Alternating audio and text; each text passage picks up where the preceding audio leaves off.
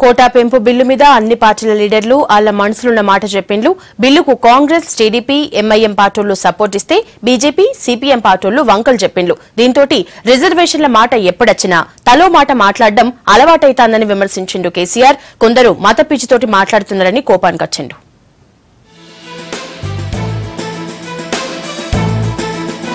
Quota పెంపు bill మీద ప్రతిపక్ష పార్టీలు ఒక్కో అభిప్రాయం చెప్పిండ్లు. బిల్లుకు తామేం వ్యతిరేకం కాదన్నారు కాంగ్రెసోళ్లు. దీని మీద సర్కార్ను సపోర్ట్ చేస్తామన్నారు. వచ్చే చదువుల ఏడాదిలోపే పని మొత్తం పూర్తి చేసి కొత్త కోటా అమల్లకు దేవాలని అసెంబ్లీ ప్రత్యేక చర్చల కోరిండ్లు. ఇచ్చిన హామీల ప్రకారం ముస్లింలకు 12% కోటా కూడా అమలు చేయాలని అన్నారు. మైనారిటీలకు 12% రిజర్వేషన్లు ఇవ్వకుంటే ఓట్లు అడగనని చెప్తారా అని జీవన్ రెడ్డి అనుడితోటి ఫుల్ గలమైండు సీఎం. 12% నిలబడండి, మేము సమర్థిస్తాం. కానీ దానికి అనుగుణంగా మీరు కేసు సిద్ధం చేయండి.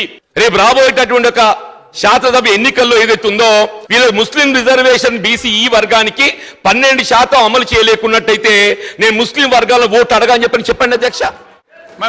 My dear learned advocate friend, please try to know it. Supreme court judgement ఉన్నా, హైకోర్టు జడ్జిమెంట్ ఉన్నా, ఇంకో మ్యాటర్లో ఇది కవర్డ్ మ్యాటర్ అని వాదిస్తారు అడ్వకేట్స్.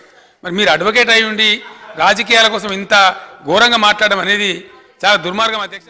మైనారిటీలకు రిజర్వేషన్లు ఇస్తే బీసీలకు అన్యాయం జరుగుతుందన్నాడు బీజేఎల్పీ నేత కిషన్ రెడ్డి. మతపరమైన రిజర్వేషన్లను ఒప్పుకునేది లేదన్నాడు. గిరిజన కోటాకు పూర్తి మద్దతిస్తామన్న కిషన్ రెడ్డి ముస్లిం కోటా పెంచుడు రాజ్యాంగ వ్యతిరేకమన్నాడు. కిషన్ రెడ్డి కామెంట్స్ కు స్పందించిండ్లు సీఎం కేసీఆర్.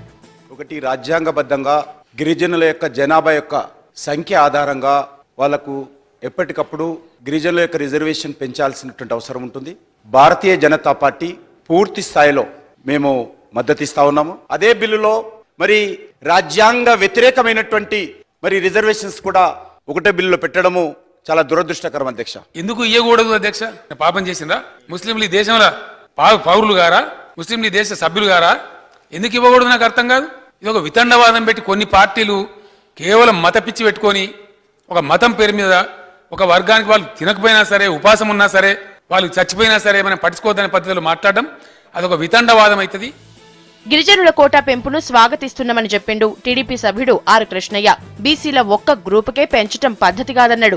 ముస్లిం కోటా తీసేస్తే ఇంకా బీసీలు 52% మంది ఉన్నారని చెప్పిండు. బీసీలకు కూడా కోటా 52% పెంచాలని అడిగిండు కృష్ణయ్య. ఎస్టీలకు రిజర్వేషన్లు 6% నుంచి 10% పెంచడం అనేది సపరేట్ స్టేట్ అయినటువంటి దృష్ట్యా అది ఖచ్చితంగా జరగవలసింది. బీసీ ఈ గ్రూపుకు 4% నుంచి 12% పెంచుతాము. జనాభా ప్రకారం పెంచాలనే ప్రభుత్వ నిర్ణయాన్ని మేము వెల్కమ్ చేస్తున్నాం. ఒక్క ఈ గ్రూప్కే పెంచి ఈ 4 గ్రూపులు ఉన్న కులాలకు ప్రభుత్వం పెంచడానికి ఉన్నటువంటి అభ్యంతరాలు కానీ అవరోధాలు కానీ ఏమున్నాయి? Quota పెంపును సమర్థించింది MIM. ముస్లింలల్లా ఉపకులాలకు కూడా రిజర్వేషన్లు ఇవ్వాలని అడిగిండు ఆ పార్టీ సభ్యుడు పాషా ఖాద్రీ. ముస్లింలకు కోటా పెంచితే తప్పేందని బిల్లును విమర్శించినోళ్లను నిలదీసిండు. ये कहते हैं कि यहाँ पर पाकिस्तान बन जाएगा, तहफुजात, ये तो आप अंदाजा कीजिए, मुसलमान हिंदुस्तान में पैदा हुआ, हमारे आबा अजदाद यहाँ पर पैदा हुए, हम हिंदुस्तानी हैं, हम जिना के प्याम को नहीं मानते, हम हिंदुस्तान को अपना मस्कन समझते हैं, इस सरजमीन से मोहब्बत करते हैं, लेकिन आज भी जहरीले ख्यालात रखने वाले, मुसलमानों से दुश्मनी रखने वाले जो गलती से इख्तिदार के आला ओहदों पर चले गए और मुसलमानों के लिए कहते हैं कि तहफुजात मिल जाए तो पाकिस्तान बन जाएगा, इनका जहन किस तरीके से काम करता है पता जी. గిరిజనులకు కోటా పెంచుడు బాగుందని అనుకుంటేనే కాగిత లంబాడీలు, వాల్మీకి బోయల్ను ఎస్టీల చేర్చొద్దన్నాడు సిపిఎం ఎమ్మెల్యే సున్నం రాజయ్య. దీంతోటి ఫుల్ ఫైర్ అయిండు కేసీఆర్. ఇప్పుడే మీ బుద్ధేందో బయటపడ్డదని తిప్పికొట్టిండ్లు.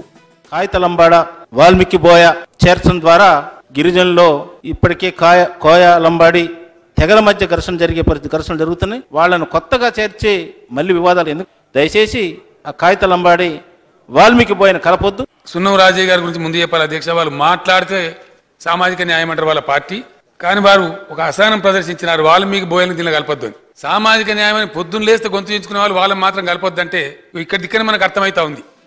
ఆ తర్వాత బిల్లు మీద కొందరు సభ్యులు మాట్లాడిండ్రు. వెనుకబడిన వర్గాలను సీఎం కేసీఆర్ గుర్తించిండ్రని అన్నారు. సభల బీజేపీలు మాట్లాడినాక చర్చకు అడ్డుపడ్డారు. ప్లకార్డులు పట్టుకొని పోడియం చుట్టూ నిల్చొని నినాదాలు చేసిండ్రు. స్పీకర్ అద్దన్న కూడా పట్టించుకోలేదు. దీంతోని బీజేపీ సభ్యులు 5గురిని సస్పెండ్ చేసిండ్రు స్పీకర్. కూర్చొని సహకరించాల్సిందిగా మళ్ళీ విజ్ఞప్తి చేస్తా ఉన్నా. Otherwise we have to proceed. Motion mode. The question is that the members named by the minister be suspended from the service of the house for this session. Sir,